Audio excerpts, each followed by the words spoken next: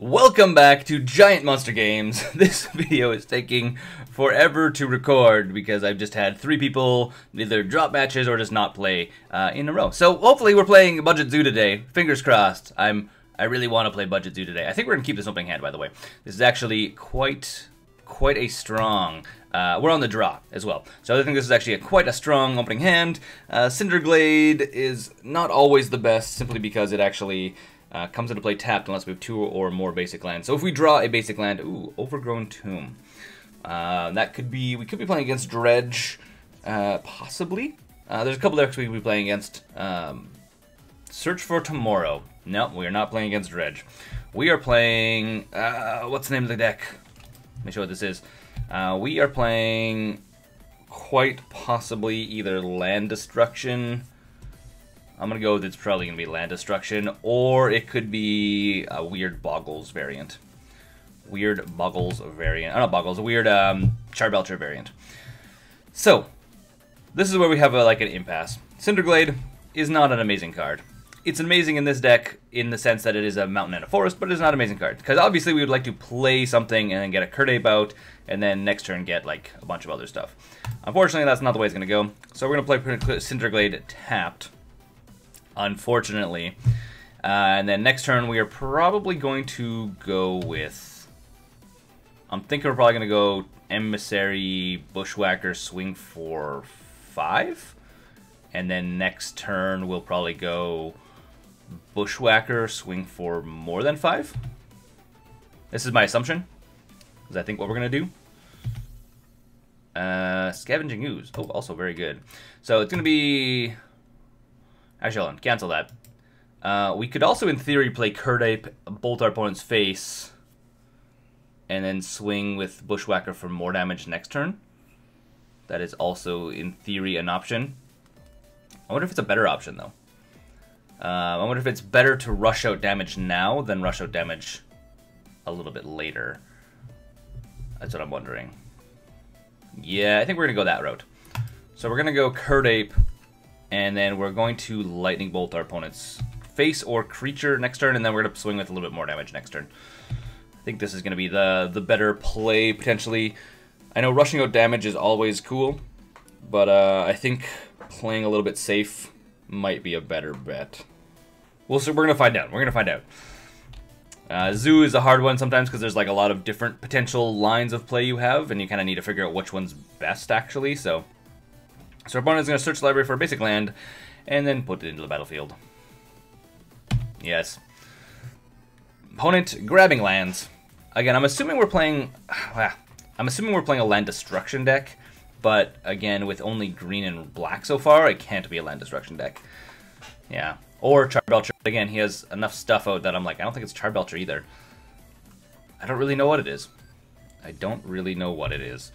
And it looks like our opponent is going to second main phase. I wonder if that was a mistake. And he plays down what? It's a 3-drop. A 3-drop that looks like a Kitchen Finks. That's a thing. That is a thing indeed. Well, he's going to gain life off of it. Do we bolt the Kitchen Finks? I mean, bolting the Kitchen Finks will make it so it's... Do we bolt it? I think the answer is we do bolt it. Bolt it right away. So it'll come back as a 2-1, which is okay. But our opponent does gain a bunch of life off this. Our opponent actually is going to go up to like 22, I think, so the thing. And it's going to go to our turn. At this point, I think we actually are going to do the Burning Tree Emissary / Bushwhacker combination, which is going to be good. This is a yes, always trigger, always yield to that. Bushwhacker, cast with Surge, because we did play a second creature this turn. Always yield to that as well. And then I think we just go to combat and swing with all of it. Attack with all creatures. Go to our opponent's turn. We are done. Our opponent may block. I wouldn't be surprised if our opponent blocks the Emissary. Would not surprise me at all. Oh. Yes, that is what it is. So it's going to be 5 damage to our opponent's face. Our opponent loses the Kitchen Finks, which means we can theoretically play Scavenging Ooze and start eating creatures because we have a bunch of creatures in the graveyard now, which is going to be awesome for us. And our opponent plays what? 2-drop. Secure Tribe Elder. Okay, so he's going to be digging up more land, which is cool. So it's a ramp something or other deck. I'm sure Kitchen Finks is in there as a way of stabilizing more than anything else. Oh, that's actually pretty good as well. So here's the question: what's better, Goblin, Bushwhacker, which would then be 2, 3, 4, 5, 6, 7, 8 damage, or yeah, I think we're gonna go that way. Cast for your kicker cost. Because what we can do, we actually have Ghoul-Chen Rampager next turn. We can actually swing in again next turn and put +4 on something, which may be enough. We'll see. Our opponent will likely block one of these guys, probably the Curdape, and then prevent a little bit of damage. So we're still going to get in 5, no matter what here, basically. No matter what. Attack with everything. So our opponent's likely is going to block one of these two guys with the Sakura Tribe Elder, sack it, go get a land. Which is good for him. I mean, that's what you want to be doing in a land ramp deck, is block with your Tribe Elder, sacrifice it. So there we go, he's blocking, and then he's going to sack it. So the creature is now officially blocked, not going to do any damage to our opponent, and he gets to go fetch up a land at the same time, which is always fun for our opponent. Not so fun for us. Our opponent's at 6 now. If they have another land, they're going to be at 7. That's some serious stuff. That's like 6 is the sweet spot. If you can get to 6 lands, you can start playing like creatures that actually have a lot of value. So it's kind of weird. So in Magic, there's a lot of like 1-drops that don't have a ton of value that are they're good enough. Oh, what does he do? 3 cards, exile zone. Hold on, back up. What? Oh, he murderous cutted our Curdape. Fun times, murderous cutting. Which is a thing that happens. It's a thing that happens. Not amazing though. I mean, now our Scavenging Ooze no longer can eat stuff.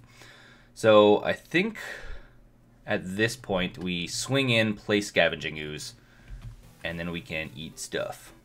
Eat stuff. So you guys go in, swing in for 3, going to second main phase. Yes, second main phase. We play the Scavenging Ooze, tapping our basic lands. This leaves us up some options. At our opponent's end step, we can eat more stuff out of our graveyard, really, or we can actually bolt something if he plays it, or in theory we could bolt our opponent's face. These are all options. So we are at the sweet spot for our opponent. Our opponent's at the sweet spot. So there are some serious things he can be playing if he has them. Does he have them is the real question. He doesn't. He doesn't have them. So why don't we eat something? Might as well eat our Curdape for a green. Making this guy 3/3, which is fantastic. Scavenging Ooze. And then going to our turn, and I think we attack with everything. Begin combat. Attack with all creatures. See if our opponent has any response. If our opponent doesn't, we're going to Ghoul-Chen Rampage or something. So, opponent is not doing anything, it looks like. So, I think what we do is we go Rampager on this guy. What's that? 6, 7, 8, 9, 10.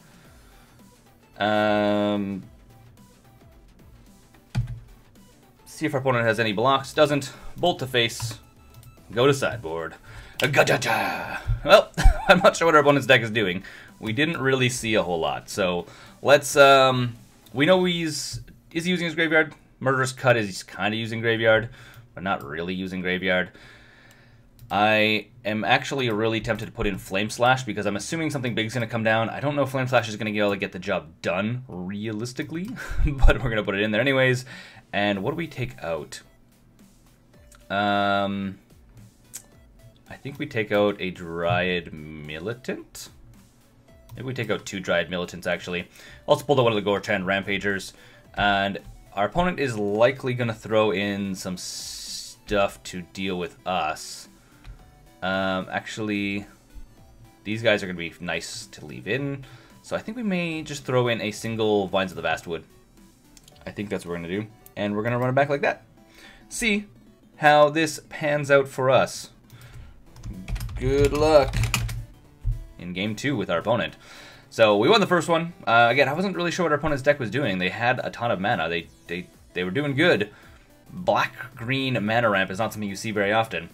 And at this point, I didn't really see anything that was significant in the world of black in his deck, which is a little bit surprising to me. He kind of, again, as I was saying before, I was just trying to say, I was like halfway through. There's a weird thing in Magic where like 1-drop creatures are usually like okay. There's a lot of really good value 2- and 3-drop creatures, like a ton. You can like, again, Modern is a 2- and 3-drop format.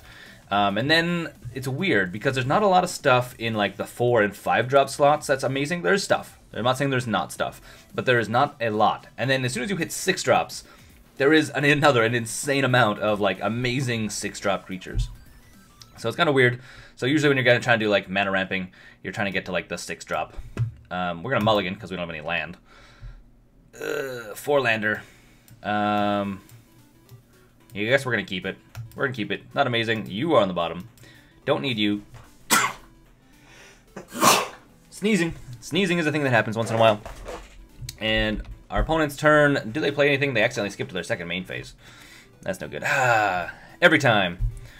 Well, I think... What do I think?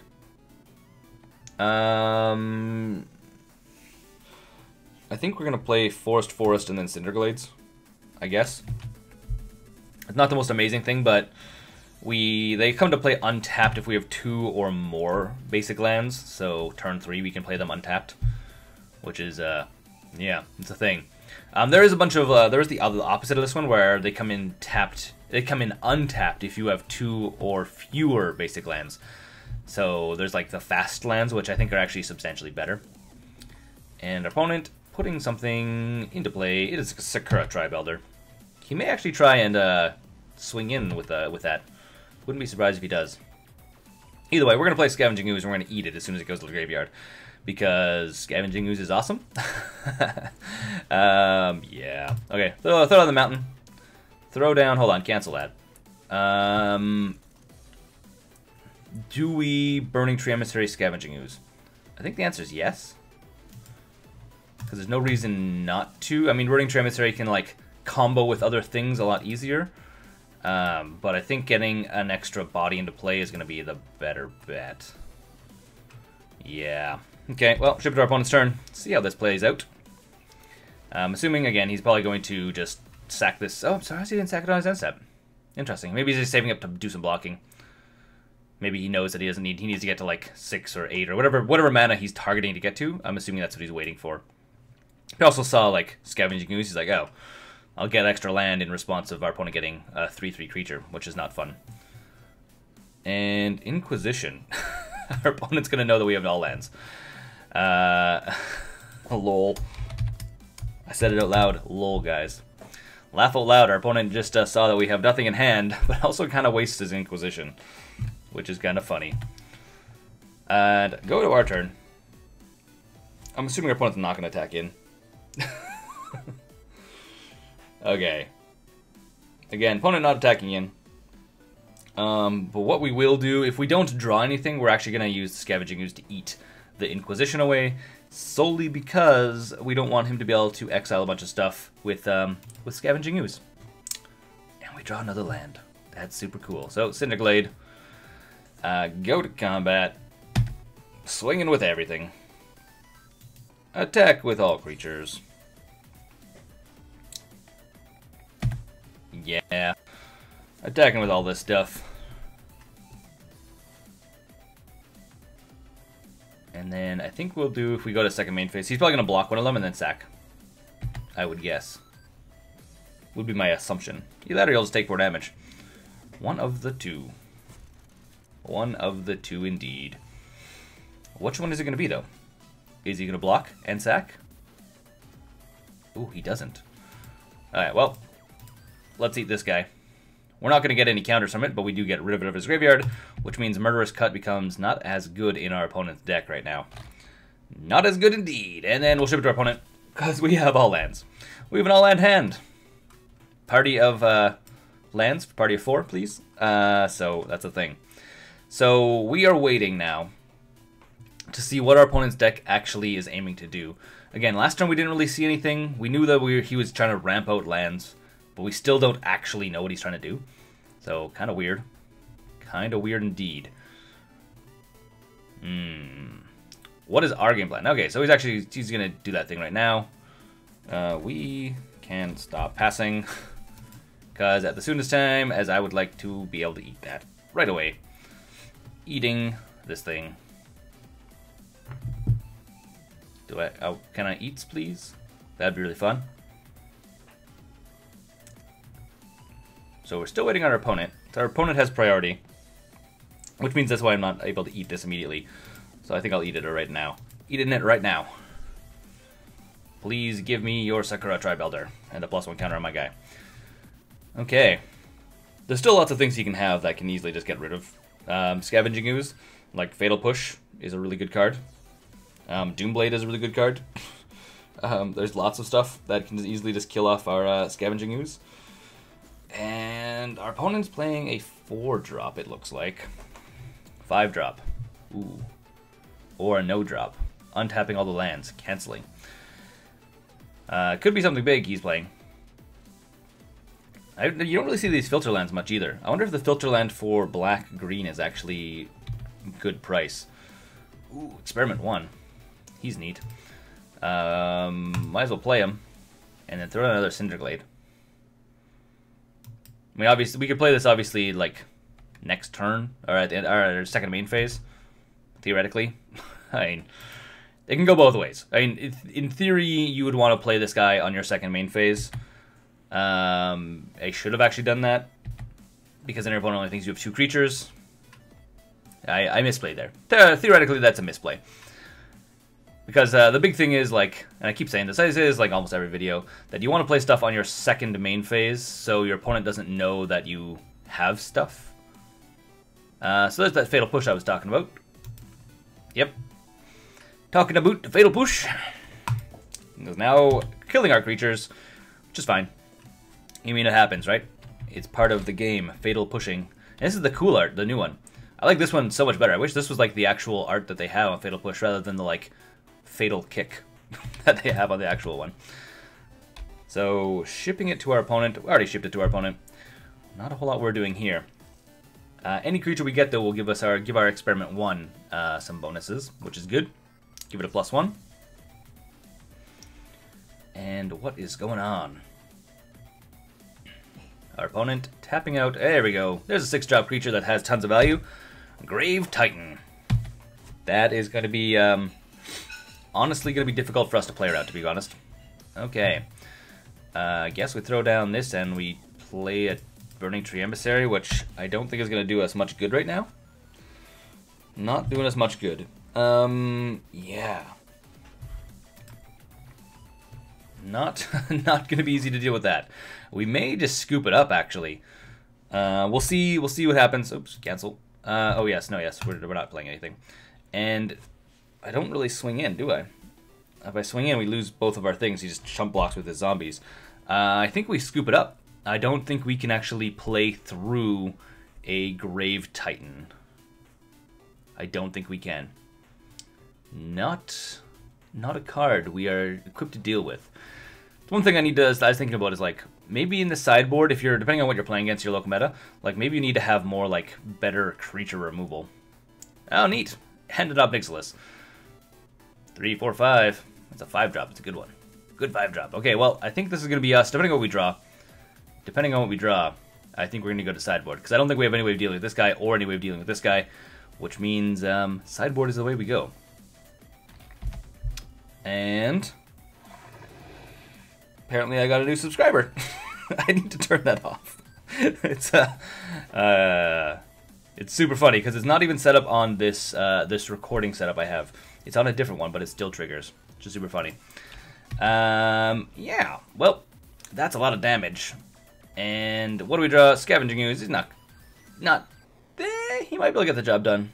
Probably not though. I think we're gonna save our time and concede and go to next game. GG opponent. Well played. So we're playing a mana ramp for big stuff like Grave Titan, which is also super cool. I love Grave Titan. We can throw in Ratchet Bomb, though. Ratchet Bomb is going to be a good addition. I don't think these Flame Slashes are going to get the job done, so they can come out. Other things that we can put in. Fork Bolt, not so much. I think Ghoul-Chan might be cool, but I think more Vines of the Vastwood would actually probably be better. I'm thinking. Also, the Renegade is actually a pretty solid answer for... Yeah. So I think we take out the Ghoul-Chans. They're cool, but I think Vastwoods are going to be better. And I think, what else do we take out? Ratchet Bomb's also going to help us deal with if we get another Grave Titan in play. So that's a good thing. And Dryad Militant, you can come out. And we need to take out one more other thing. So I don't know if we need all 4 Vines of the Vastwood. Do I need all 4? I think playing all 4 is actually not a bad idea, because we can actually, like, in theory, save our Scavenging Ooze if he's going to blow it up. And because he's going to be playing big creatures, Death Touch is going to be handy.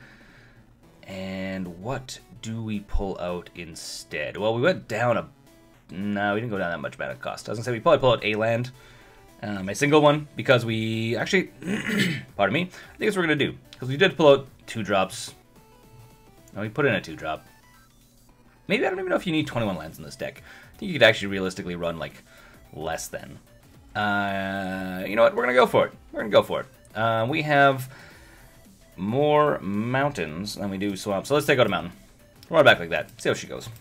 See if we can wrap this game up in 10 minutes, by the way. Because I only have 10 minutes left to record, and then I need to go, like, leave. So we're going to see if we're going to play this. We're going to see if we can play it fast. We're going to see if we can get her done fast. And this is actually a reasonable opening hand. It is a reasonable opening hand. I mean, obviously this isn't going to be played for a couple turns, but it will allow us to save our Scavenging Ooze, potentially. So I think we keep it. And I think we play the Cinder Glade straight out. Leave it tapped. It's fine. I mean, realistically, we also could have played these 2. Yeah, there's a bunch of things we could have done, but I think playing that tapped is fine. Because we're not going to play the Bushwhacker without playing it for his kicker cost. So, that's a thing. That is a thing. GL in turn 3. In game 3. Not turn. Game 3. Gotta tell our opponent, good luck. Always. I find that's actually one thing. So, I mean, one problem with MTGO, one problem I have with MTGO, especially when I'm recording games, is you have a lot of people that, like, drop matches for no real reason. So they'll, like, play halfway through the first match and then drop, or they'll play, like, the first game and then drop. And it's really annoying because I kind of want to show, like, 3 games for you guys. So what ends up happening is I try to, like, message opponents, because if they're messaging me back, it means they're probably going to play through the game. Ooh, Curdape. What is better in this situation? I think, and we will reveal a mountain. I think playing Curdape is better. I think. Or is it better? It's a hard one. I think we're going to go Scavenging Ooze. Curdape, theoretically, is going to be faster value for us. No. Hold on, wait. Scavenging Ooze is hands down better. Sorry, I'm not even sure what I'm thinking there. I'm talking crazy. So, playing Scavenging Ooze this turn, using up all our mana. Next turn, playing down the mountain.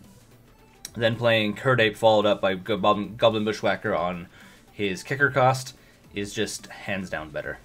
Way better. way better. So, our opponent playing a Sakura Tribe Elder. We kind of knew that was going to be happening. Which is fine for us. Because as soon as he sacks it, we are going to eat it the turn after. Okay, so Curdape comes into play. Cool Curdapes. Play this with his kicker cost. So, red. Kind of wish, again, this would be like one thing that would be really nice if they like had it set up where it would just automatically, when you select the land that could produce red mana, it would just select the red mana, rather than forcing you to like red or green mana. It just seems very crazy. And then like on the few cards that it matters where you could like, for a, well, this one has to be red mana. So, Yeah, very strange MTGO thing. There's a lot of like weird little inefficiencies with the game I found, so that is one of the things. Like example, one of the other things that like super inefficiency is there's no like skip to end step, like key. It's like you have to, if you're gonna go to the end step, you have to like do like key 1 a whole bunch, like next, next, next, which is really slow. So yeah. Oh, there goes the Sakura Tribe Elder, which we will eat next turn. Yes. Unless he fatal, is he gonna fatal push our Scavenging Ooze? It's possible. Completely possible that he can fatal push our Scavenging Ooze. We also have Vines of the Vastwood, which I think is actually going to be a good thing. Oh, now it's got another Tribe Elder. Neat. That's the thing. That's the thing that happens.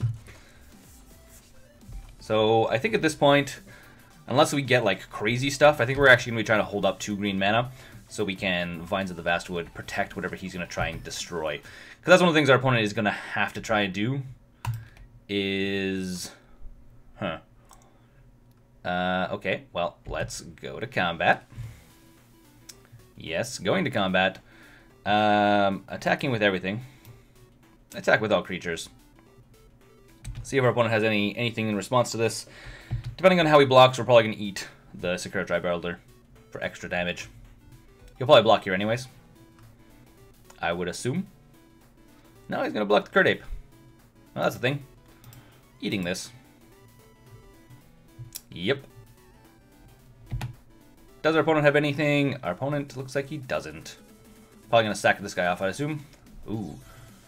Is it a fatal push? Please tell me it's a fatal push. I want it to be a fatal push. I believe in fatal push. It is. This is where we have this. Cast Fort's Kicker. And that's why we put in Vines of the Vastwood. Surprise! No fatal pushes for you. And our creature becomes a 7/7, which is good. He should have blocked there, but he didn't. Super funny. Fatal Vines of the Vastwood, for those that don't know, if you pay it for its kicker cost, your creature gets hexproof as well. Theoretically hexproof. It doesn't actually say hexproof. Its target creature can't be the target of spells or abilities your opponent control, and it also gets +4/+4. So that's super cool.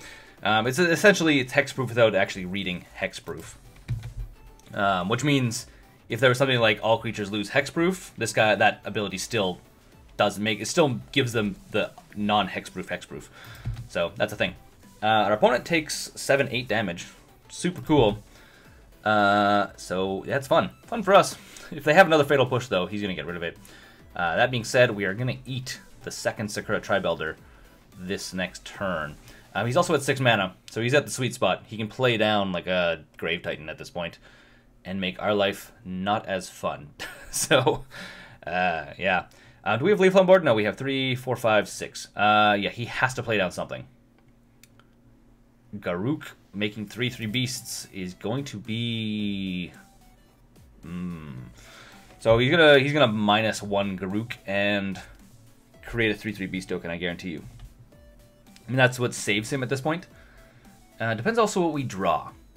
Depends what we draw. So he's going to create the beast. If we draw a bolt, we can bolt the beast, swing, eat and swing, which is good. Search for Tomorrow goes to the exile zone, so he's going to be getting a land in 2 turns. Another land, that is.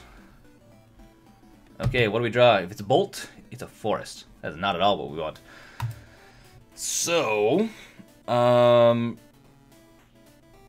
do we do this? What do I think? If we swing at Garruk, we can kill him. I think that's what we have to do. I think that's what we have to do. So we're going to go to combat. We're going to swing everything at Garruk to get rid of him so he doesn't keep creating beasts. Because he can just keep creating beasts and beasts and beasts. Attack everything at Garruk, so no matter... Hold on. You attack Garruk. You attack Garruk. You attack our opponent's face. Yes. So that's the way we're going to go.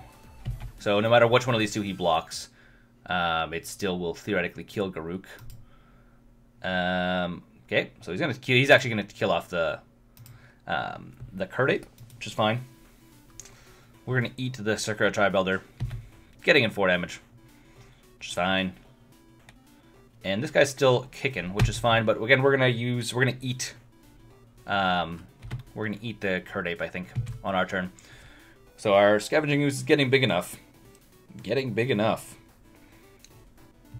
We can actually, probably in response to whatever he does, we can actually probably just eat stuff out of our opponent's graveyard. Mind you, he has enough mana to like Fatal Push whatever he wants. That sucks. So it's destroy target creature. We might actually lose this one simply because he's now in the sweet zone. In the sweet zone. We'll find out. Yeah, so there goes our Scavenging Ooze, which is annoying. And we have 2 lands in hand. Not ideal for us. I mean, I'm almost thinking that this deck could probably go downland. I think I actually have too many lands in it. Really thinking I have too many lands in it at this point. So I think we ship it to our opponent's turn. I think this is going to be GG.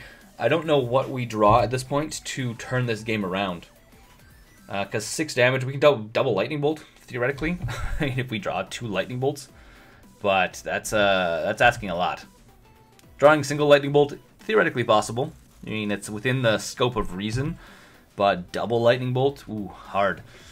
Yeah. Something I'm thinking about this, actually, now that we're playing this deck more and more, I keep thinking like something like Lead the Stampede might be a really good card to help you like ramp into more creatures. So I'm almost thinking that if you went down 1 land, up a Lead the Stampede, and probably down the like Death Toucher guy, might be better. Who knows? The more you play stuff, the more you like think of like, oh, I could do this, I could try this.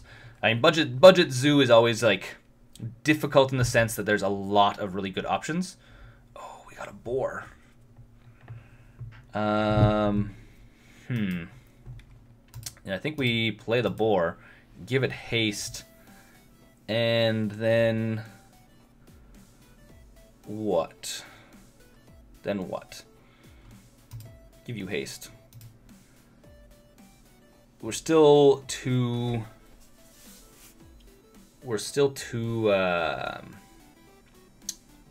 Yeah, I think we always go all to face for opponent. Attack at our opponent's face. We're basically what we're trying to do here. Or what I'm trying to do here is if we get our opponent down low enough, we could, in theory, kill him with a single bolt.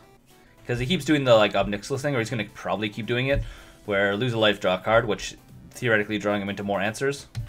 Theoretically. He might not do it again because he's at 4. And he probably is like, oh, bolt range. That's not good at all. We could have played a mountain as well.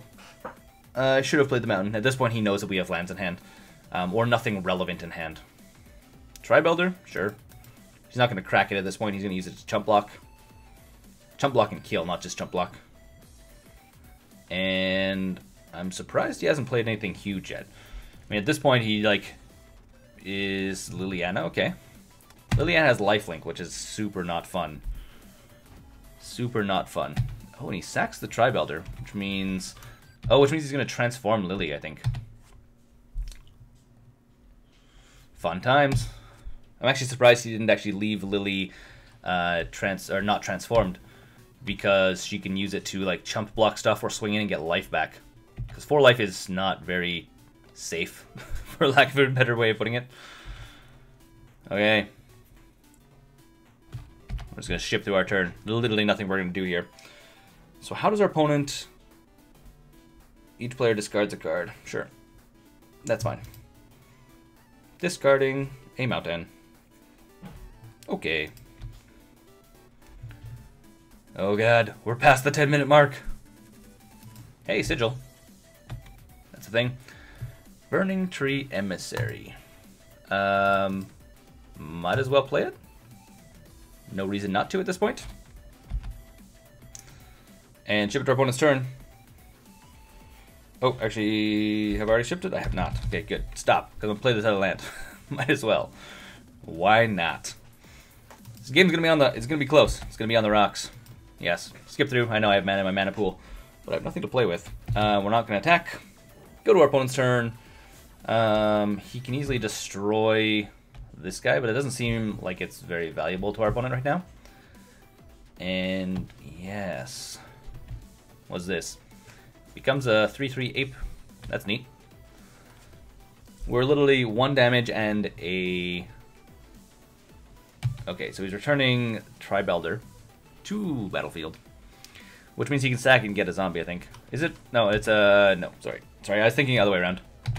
When it transforms, it creates the zombie, not beforehand. Mountain. Neat. Do I swing in with everything? I think the answer is no. I think the answer is no. Because if we get a Bushwhacker, or if we get a... Oh, we took out all the girl chants. Oh, the ghoul chant would have been like the perfect card right now. Darn it.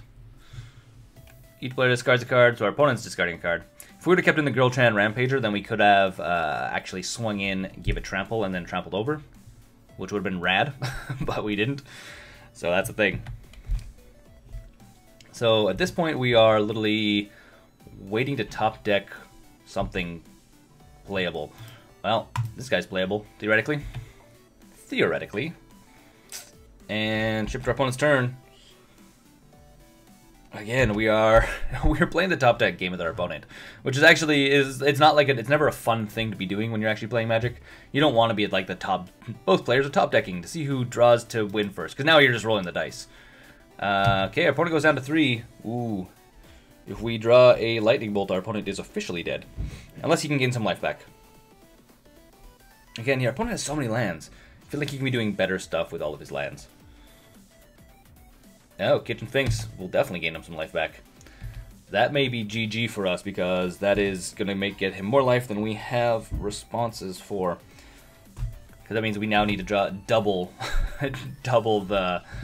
and he's 1 turn away from the emblem as well. Which is whenever a creature it dies, return to the battlefield under your control. Which doesn't help us out at all. Okay. Boar? Yeah, I think we just play the boar. And I think we swing with everything at this point. So this is going to evolve this guy. Give the boar haste, and then swing with all of our guys. Yeah. Go to combat. Attack with all creatures to our opponent's face. Going for face. So our opponent is going to have to block a bunch of stuff here. And ideally, probably what will end up happening is we'll get 1 damage in. 1 damage. Because he's not going to block the Goblin Bushwhacker, which means he's still not within bolt range. But he's also not... He doesn't have the buffer anymore to, like, Obnixilis. Actually, it doesn't really matter. Because he can just Kitchen Finks, and Kitchen Finks will return. So yeah, yeah. Oh, surprising. I'm surprised he doesn't go Kitchen Finks to Boar. Because Kitchen Finks will die and come back, and he'll gain more life. Super dangerous for our opponent. I'm not really sure why he did that. Not sure at all why our opponent did that. Because at this point, we draw a Lightning Bolt and we win. Where if he would have done the Kitchen Finks, it would have died, came back. And then he would have gained 2 life. Not very... feel like that's a misplay on our opponent's part. Feel like it is a misplay on our opponent's part. And our opponent discards the Damnation. Really? Why? Why wouldn't he play the Damnation? I feel like Damnation is the card he needed to play. That's very strange. Plays another Kitchen Finks. That's a thing. Very strange. I feel like, again, Damnation... I feel like would have been perfect. He would have got rid of both of our guys. Kitchen Finks would have come back, gained 2 more life, play the other Kitchen Finks because he has the mana for it. Grave Titan, ooh, no thank you. That is going to be hard for us to deal with.